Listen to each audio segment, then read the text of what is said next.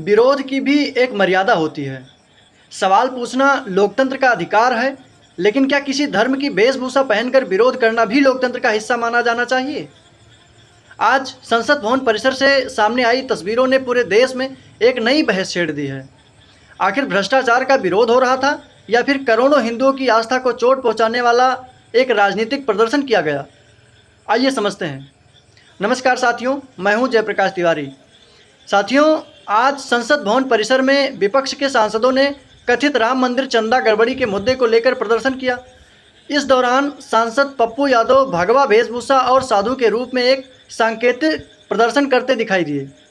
विपक्ष का कहना है कि उनका उद्देश्य कथित चंदा गड़बड़ी के मुद्दे पर सरकार का ध्यान आकर्षित करना था, लेकिन अब इस प्रदर्शन को लेकर देश भर में बहस छिड़ गई है। साथियों, अगर कहीं भी चंदे में गड़बड़ी हुई है तो उसकी निष्पक्ष जांच होनी चाहिए। किसी ने 1 रुपये का भी गलत इस्तेमाल किया है तो उसके खिलाफ सख्त कार्रवाई होनी चाहिए। कानून सबके लिए बराबर है और बराबर होना भी चाहिए, इसमें किसी को कोई आपत्ति नहीं हो सकती।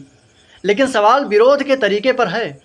क्या किसी कथित आर्थिक गड़बड़ी का विरोध करने के लिए संत महात्माओं की वेशभूषा पहनना जरूरी था? क्या आम कपड़ों में वही संदेश नहीं दिया जा सकता था?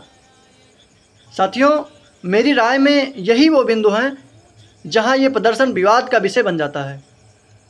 संत महात्मा करोड़ों हिंदुओं की आस्था के प्रतीक हैं। ऐसे में उनकी वेशभूषा पहनकर राजनीतिक व्यंग या नाटक करना अनेक लोगों की धार्मिक भावनाओं को आहत करने वाला माना जा सकता है।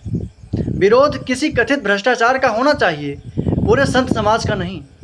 और इतना ही नहीं, जिस तरह इस प्रदर्शन के दौरान कुछ सांसद हंसी मजाक करते और इस पूरे कार्यक्रम में शामिल दिखाई दिए, उसने भी कई लोगों को यह महसूस कराया कि एक गंभीर और संवेदनशील विषय को राजनीतिक तमाशे में बदल दिया गया। साथियों, लोकतंत्र में विरोध का अधिकार है, लेकिन विरोध की भी एक मर्यादा होती है। अगर विपक्ष को कथित चंदा गड़बड़ी का मुद्दा उठाना ही था तो वो पूरी ताकत के साथ सामान्य वेशभूषा में भी उठा सकता था, लेकिन संत का वेश धारण कर प्रदर्शन करना मेरी राय में अनावश्यक विवाद को जन्म देने वाला कदम था। बाकी अब इस पूरे मामले पर राजनीति तेज हो चुकी है। एक पक्ष इसे भ्रष्टाचार के खिलाफ सांकेतिक प्रदर्शन बता रहा है, जबकि दूसरा पक्ष इसे हिंदू आस्था और संत समाज का अपमान मान रहा है। अब फैसला देश की जनता करेगी। बाकी क्या आपको लगता है कि विरोध का ये तरीका उचित था? क्या किसी धर्म की पहचान और संतों की वेशभूषा को राजनीतिक प्रदर्शन का हिस्सा बनाया जाना चाहिए, या फिर विरोध केवल मुद्दे तक सीमित रहना चाहिए? अपनी राय हमें कमेंट बॉक्स में ज़रूर बताइए। और वीडियो पसंद आया हो तो वीडियो को लाइक करें, शेयर करें और हमारे साथ जुड़े रहें। धन्यवाद।